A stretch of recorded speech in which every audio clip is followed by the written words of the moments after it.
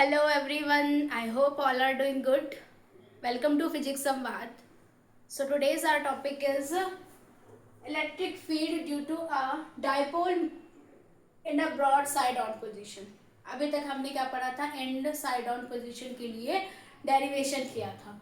Broad side on position को हम transverse position भी कहते हैं, इसके साथ साथ हम इक्वेटोरियल पोजीशन भी कहते हैं. ठीक है, तो आइए सबसे पहले हम डायग्राम देखते हैं. हमने यहाँ पे एक ए बी डाइपोल मोमेंट लिया हुआ है. ठीक है, डाइपोल मोमेंट ए बी है, इसका जो स्मॉल सेपरेशन है वो 2a है. ठीक, ए बी में माइनस क्यू चार्ज है और बी में क्या है, प्लस क्यू चार्ज है. हमने डाइपोल मोमेंट ए बी का एक बाइसेक्टर ओ लिया हुआ है, ओ से हम एक परपेंडिकुलर डालेंगे पी पॉइंट. ठीक है, और इस पी पॉइंट पे हमें माइनस क्यू और प्लस क्यू चार्ज से क्या निकालनी है, इंटेंसिटी ऑफ इलेक्ट्रिक फील्ड निकालनी है. ठीक है, तो प्लस क्यू चार्ज से पी पॉइंट पर जो इंटेंसिटी ऑफ इलेक्ट्रिक फील्ड की डायरेक्शन होगी वो इस डायरेक्शन में होगी. ठीक है, और माइनस क्यू चार्ज से प्लस पी पॉइंट पर इंटेंसिटी ऑफ इलेक्ट्रिक फील्ड की जो डायरेक्शन है वो इस डायरेक्शन पे होगी, इस वाले डायरेक्शन पे. क्योंकि हमने यहाँ पे क्या किया है, एक इमेजिनरी प्लस क्यू चार्ज को इमेजिन किया है कि यहाँ पे एक प्लस क्यू चार्ज है और माइनस क्यू चार्ज है, तो दोनों एक दूसरे को क्या करेंगे, अट्रैक्ट करेंगे. ओके, तो इधर साइड जाएगा क्या, कॉस एंगल जाएगा. ठीक है, तो यहाँ पे ये जो एंगल है और कॉस थीटा एंगल होगा, और यहाँ पे भी जो एंगल होगा वो कॉस थीटा एंगल होगा. ठीक है, यहाँ पे जो एंगल होगा वो साइन एंगल होगा, साइन थीटा होगा. इधर साइड e2y में जो एंगल होगा वो भी साइन थीटा होगा. लेकिन जो साइन थीटा एंगल है वो दोनों एक दूसरे के परपेंडिकुलर है और इक्वल इन मैग्नीट्यूड, लेकिन अपोजिट डायरेक्शन है, तो दोनों एक दूसरे को क्या करेंगे, कैंसल आउट कर देंगे. और जो कॉस थीटा वाले एंगल है दोनों एक दूसरे को क्या करेंगे, ऐड करेंगे. तो आइए देखते हैं कि प्लस क्यू चार्ज की वजह से पी पॉइंट पर इंटेंसिटी ऑफ इलेक्ट्रिक फील्ड क्या होगी. अभी तक आपने इलेक्ट्रिक फील्ड पढ़ा था कि E इज इक्वल टू 1/4πε0 के क्यू अपॉन, अभी तक आपने पढ़ा था आर स्क्वायर. ठीक है, लेकिन यहाँ पे क्या है, बीपी स्क्वायर है. बीपी क्या है, ये बी है और ये पी है. यहाँ पे ए है, यहाँ पे ए है, ए को मिला के पूरा 2a हो गया. ठीक है, अब हम पाइथागोरस थ्योरम से ट्राइंगल ले लेंगे पी ओ बी में. यदि हम हाइपोटेन्यूज निकालेंगे तो root of R square plus A square आएगा. ठीक है, तो यहाँ पे हमने क्या किया है, बीपी की वैल्यू पुट की हुई है और बीपी की वैल्यू क्या है, R square plus A square. यहाँ पे रूट में था, ये स्क्वायर में है, तो स्क्वायर रूट हट जाएगा. ओके, फिर हमने क्या लिया है, electric field intensity at the point P due to a charge minus Q. तो क्या होगा, E2 इज इक्वल्स टू 1/4πε0 के Q upon A P square. Minus Q charge के लिए हम ले रहे हैं, इज इक्वल टू क्या हो जाएगा, 1/4πε0 के क्यू अपॉन, अगेन क्या हो जाएगा, R square plus A square. इसकी जो डायरेक्शन होगी वो क्या होगी, अलोंग पी ए होगी. यहाँ पे हमने किया भी along P A.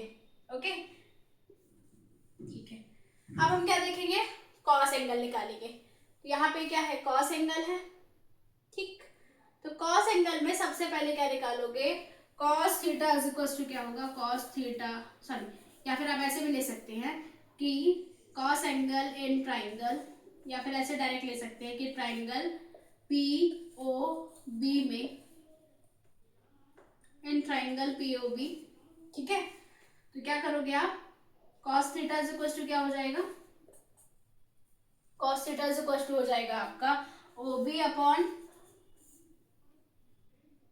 Base upon hypotenuse होता है, तो बेस क्या है, ओ बी है, और हाइपोटेनियस क्या है, root of R square plus A square है. तो अभी हम क्या लिखेंगे, O B upon P B. Okay, cos theta की जो वैल्यू थी वो क्या थी, A upon root of A square plus R square.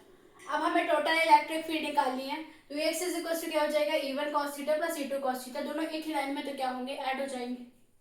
ठीक, तो Ex इज इक्वल टू क्या करेंगे अपन, cos थीटा को यदि हम कॉमन कर लेते हैं तो E1 इज इक्वल टू क्या हो जाएगा, 1/4πε0 के Q upon root of R square plus A square plus 1/4πε0 के Q upon R square plus A square, यहाँ पे कॉस थीटा, अभी कॉस थीटा की वैल्यू नहीं पुट करते हैं, E X is equals to यहाँ पे कितना हो जाएगा 2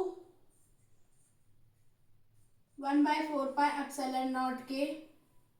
अब इन दोनों को ऐड कर देंगे, 1 + 1 क्या होता है 2 होता है ना। तो ये 1 हो गया, ये 1 हो गया पूरा, तो क्या हो गया 2 हो गया, तो क्या हो जाएगा 2, इसको अपन ऐसे भी लिख सकते हैं 2 1/4 पाई एप्सिलॉन नॉट के cube root of R square plus A square. Okay,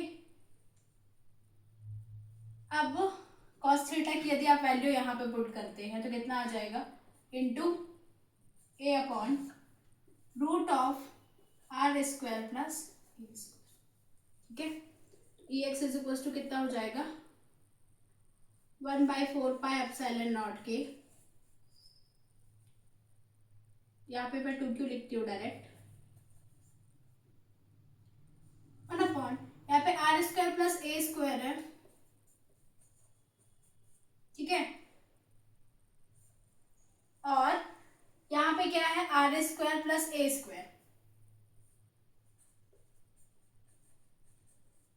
यहाँ पे रूट है तो रूट की पावर आप 1/2 कर सकते हैं।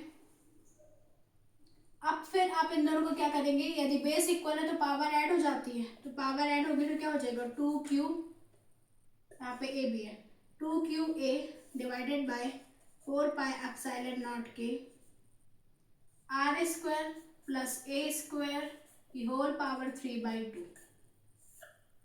ठीक, E X is equal to, अब 2qa डाइपोल मोमेंट होता है, यहाँ पे मैं E X is equal to क्या हो जाएगा 2qa को आप ये लिख सकते हैं dipole moment 1/4 pi epsilon naught के P upon R square plus A square की whole power 3/2। 2q into A is equal to क्या हो जाएगा आपका पी डाइपोल मोमेंट। ओके, तो E X is equal to क्या हो जाएगा, ये तो हो गया।